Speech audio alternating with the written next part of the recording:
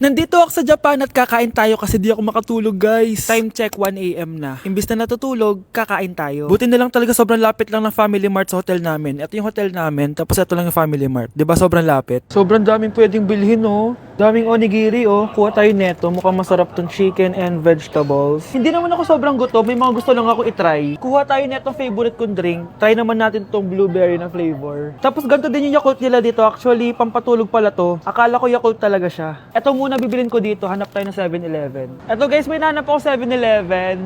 Parang masarap to, oh. Mukha siya lasagna. Tikman natin. Dito na lang natin siya kainin sa labas. Parang fantasy din kumain dito sa kalsada nila. Sobrang safe dito sa Japan, promise. Unahin na natin tong sushi.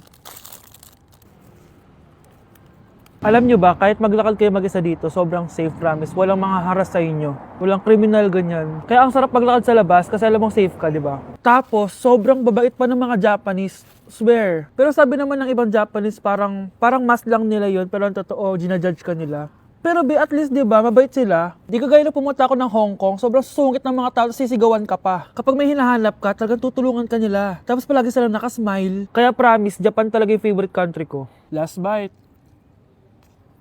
Okay, next natin tong parang lasagna. Guys, sobrang bango. Sobrang sarap ng itsura niya. Tikman na natin. Ang sarap! Ito din yung gusto ko sa Japan. Sobrang sarap ng mga pagkain nila. Like, promise. Wala pa kami natitikman dito sa Japan na hindi masarap. Kaya every time na pupunta talaga kami dito, promise na yon, natataba kami. Pero okay lang, Japan to eh. Alam nyo, minsan, naisip ko na dito na lang kaya kami tumira. Pero ang naririnig ko sa ibang foreigners na nakatira dito, masaya lang daw dito as a tourist. Pero kung dito ka natitira at mag-work, nakaka-depress daw, ganyan nakakalungkot. Kasi sabi nila toxic daw yung work environment dito. Pero ako, kung titira ako dito, gusto ko forever tourist ako. Inumin natin to Yakult na nakakaantok. Last bite! Pabalik na ako ng hotel, guys, and inumin na natin to favorite nating drink. Medyo malansa siya, tas maasim. So, yun lang, guys. Bye! Guys, January 4 na! Ibig sabihin, birthday na ni Kay bukas! Alam naman natin na walang pasok bukas kasi national holiday yun. Lahat tayo pupunta sa birthday ni Kay. Etong kapatid ko, guys, hindi siya papasok bukas kasi... Pupunta ako sa birthday ni Kay. At dahil bukas na yung birthday niya, bibili ako ng regalo para sa kanya. Magluluto din pala ako ng handa para sa kanya kasi potluck daw bukas. Guys, nandito na kami sa mall kasi mamimili na ako ng regalo para kay Kay. Hindi ko nga alam kung anong re-regalo ko sa kanya. Kung sapatos ba, cellphone, tablet, bahay, kondo. Nasa grocery kami ngayon kasi ipagluluto natin si Kay ng spaghetti. Kasi birthday nga niya, di ba? Next na handa is mawawala ba sa birthday ang Shanghai? Tara, bili tayo ng ingredients. Guys, nasaraduhan na tayo ng mall. Uwi na tayo, tara. Guys, ito na pala si Kay eh. Ang hindi ko Kay yang mawala. Charan! So, ito yung mga regalo ko para kay Kay. So, unahin natin dito. Ano kayang laman neto? So, binilang ko siya ng deodorant. Kailangan ko bang explain ko para saan to? Next naman natin ito, guys. So, guys, binilang ko siya ng shoes. Sabi niya kasi favorite color niya yung blue, kaya binilang ko siya ng pink. At ito na, guys, naubos pera ko dito. Kita niyo naman yung logo na yun, no? May kagat yung mansanas, oh. Ano kaya laman neto? iPad? iPhone? Ayun! De, joke lang guys, seryoso na talaga. Ito na talaga. In 3, 2, 1. Wow! Ayun no! Sorry Kay, ako muna mag-unbox nitong iPhone mo ah. Kay, kung nanonood ka man, sobrang magagamit mo to, promise. 3, 2, 1! Magagamit mo to sa kusina nyo. Oh, magugas ka dun. Guys, eto na. Magluluto na ako ng spaghetti at ng hangshai para kay Kay. Grabe ka, Kay. Most awaited talaga birthday mo. Sariling birthday ko ka. Hindi ko kaya paglutuan sarili ko. Nawasa. Oh, well. Lagyan natin ng asin. Lagay na natin. Ginagawa na ni Honey Bunch yung sauce, guys. Tikman natin, guys, yung ginawa naming sauce. Pangit lasa. Next, nalulutuin natin itong hangshai. Charan! Simpleng handaan lang to para kay Kay. Tikman na natin. Guys, hindi pa talaga to yung birthday celebration ni Kay. Kasi ang balita ko, bukas, bongga daw yung birthday party niya. Kaya abangan niyo yun. Sarap. Guys, January 4 na. Ibig sabihin, birthday na ni Kay bukas. Alam naman natin na walang pasok bukas kasi national holiday yun. Lahat tayo pupunta sa birthday ni Kay. Etong kapatid ko, guys, hindi siya papasok bukas kasi... pupunta ako sa birthday ni Kay. At dahil bukas na yung birthday niya, bibili ako ng regalo para sa kanya. Magluluto din pala ako ng handa para sa kanya kasi potluck daw bukas. Guys, nandito na kami sa mall kasi mamimili na ako ng regalo para kay Kay. Hindi ko nga alam kung anong re-regalo ko sa kanya. Kung sapatos ba, cellphone, tablet, bahay, kondo.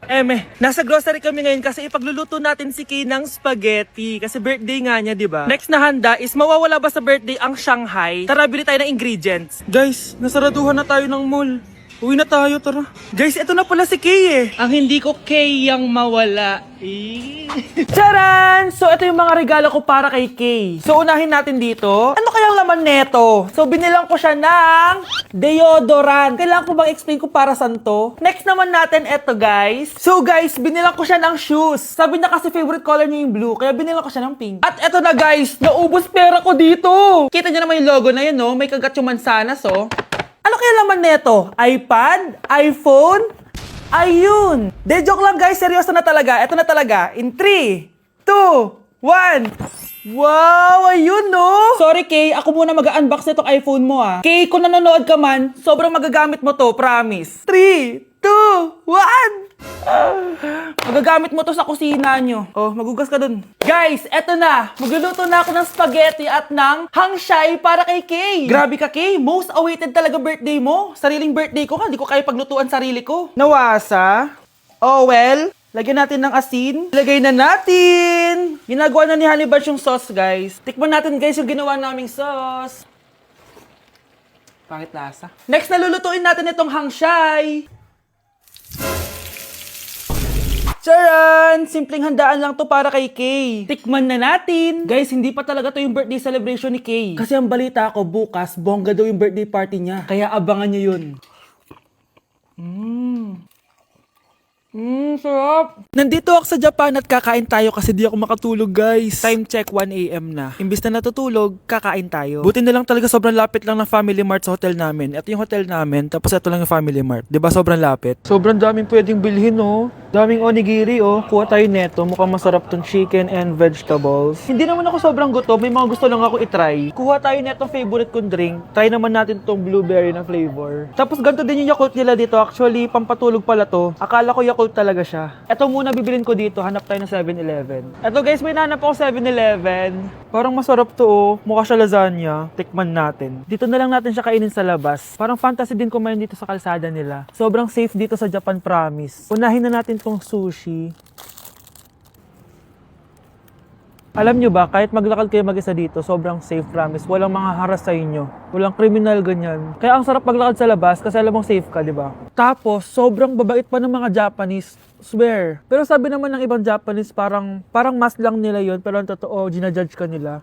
Pero at least, di ba, mabait sila. Di kagaya na pumunta ako ng Hong Kong, sobrang susungit ng mga tao, sisigawan ka pa. Kapag may hinahanap ka, talagang tutulungan ka nila. Tapos palagi silang nakasmile. Kaya promise, Japan talaga yung favorite country ko. Last bite.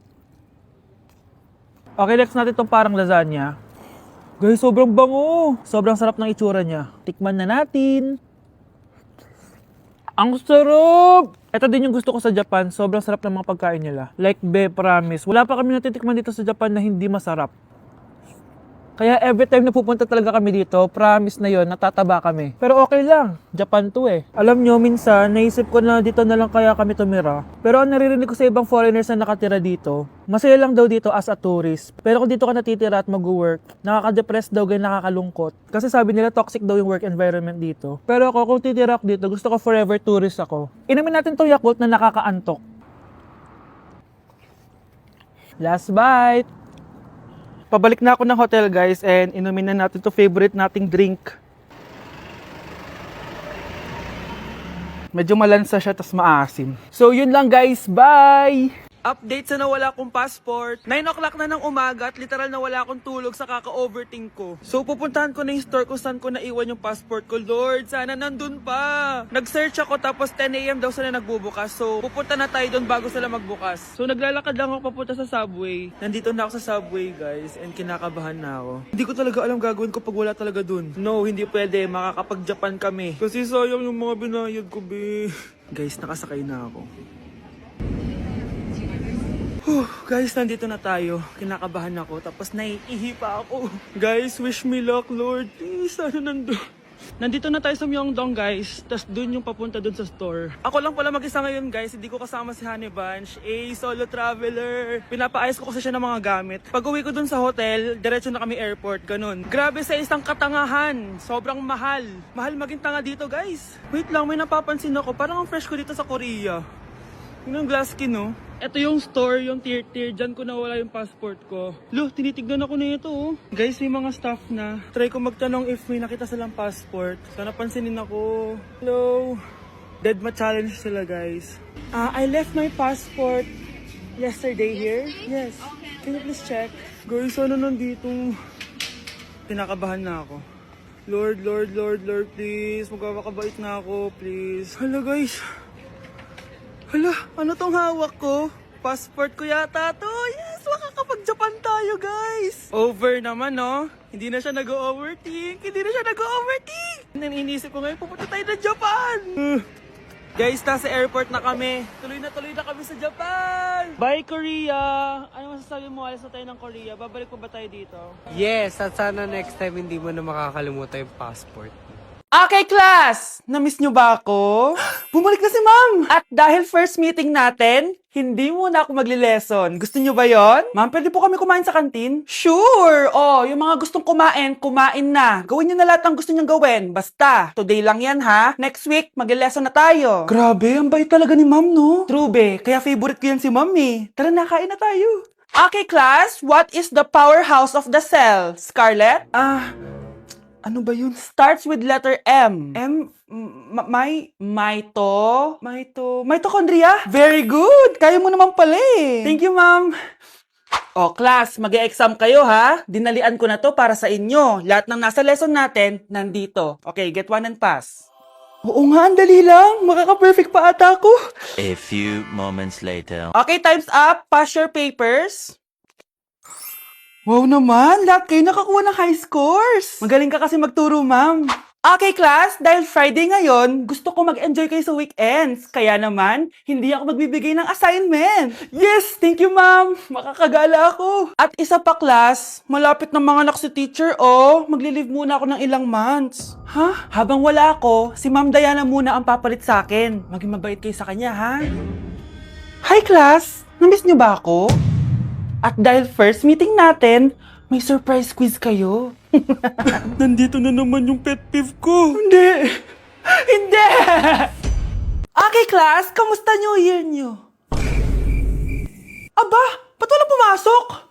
Oh, tama naman, January 5. Ma'am, present! Oh, Scarlett, pati ko lang pumasok, ha? Nasaan mga kaklase mo? Ayun, ma'am. Lahat sila nasa birthday ni Kay. Ha? Nag-usap-usap silang lahat sa GC na hindi sila papasok ngayon January 5 kasi nga, birthday ni Kay. Sino ba yung Kay na yan, ha? Ewan ko din, ma'am. Invited nga daw ako pero hindi ako pumunta kasi hindi ko naman siya kilala. Humanda silang lahat sa akin bukas. Ikaw, perfect ka na sa akin sa quiz at assignment. Yes! Buti na lang, hindi ako pumunta sa birthday ng Kay na yun. Hello, class? Ay, good morning, ma'am. Walang good sa morning! Sinong nagsabi sa inyo na huwag kayo lahat pumasok kahapon? May nakita kami sa TikTok, ma'am. Wala daw pasok kasi birthday ni Kay. Ah, TikTok? Mas naniniwala kayo doon kesa sa akin? Nag-announce ba ako? Lahat kayo, ia-absent ko at ibabagsak ko sa quiz. Si Scarlett lang ang may grade dahil siya lang ang nandito kahapon. Ayan, buti nga sa inyo. Ano, nag-enjoy ba kayo sa birthday ni Kay? Birthday ni Kay! Eh di happy birthday! Sino ba kasi yung Kay na yan, ha? Ako, si Kay.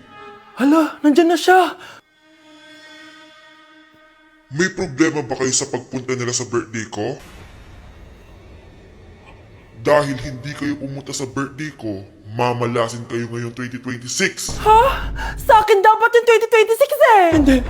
Hindi! Gusto ko lang maging malinaw sa inyo na dito sa klase ko, ako ang nasusunod. Naintindihan? Ma'am, ito po yung assignment ko. Anong klaseng assignment to? Parang ginawa lang ng bata. Mababa lang grades mo dito, ha? Pinaghirapan ko yung assignment na yun. Sino ang pambansang bayani natin? Ma'am, Scarlett.